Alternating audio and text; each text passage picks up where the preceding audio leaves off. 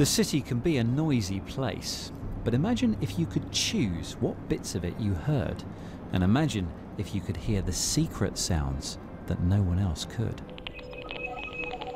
Well, this is what London sounds like to Frank Swain.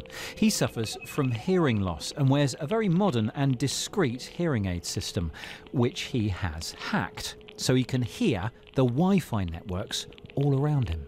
Hearing aids make a lot of decisions about what sounds they think you need to hear. So they'll dampen down noise and try and boost useful noise like speech, for example. So it's a very editorialized way of hearing the world, and I was interested to see how far I could push that and whether I could take a role in that editorialization. The very latest hearing aids connect using Bluetooth to a smartphone app which tags locations and automatically changes the audio settings to best suit the place that you're in right now. Frank has programmed his iPhone to assign each nearby Wi-Fi network a distinct sound based on, amongst other things, its name and its speed. Weaker networks become clicks and pops. Stronger ones are much more melodious. And all of them fade in and out as he moves around the city.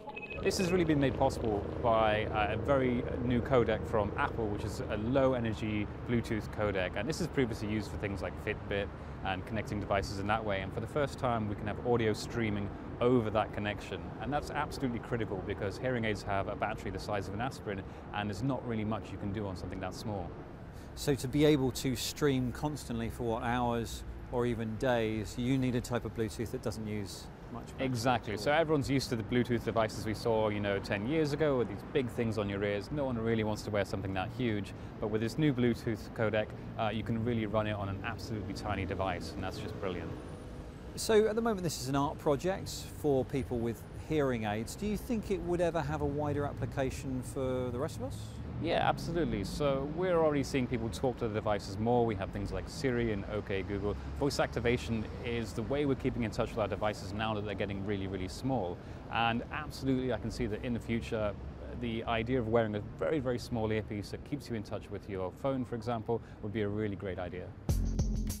So while it seems that everyone is talking about wearable screens on our wrists and even on our faces, we might actually end up being connected to our devices in a much more subtle way, with just that reassuring word or two in our ear instead.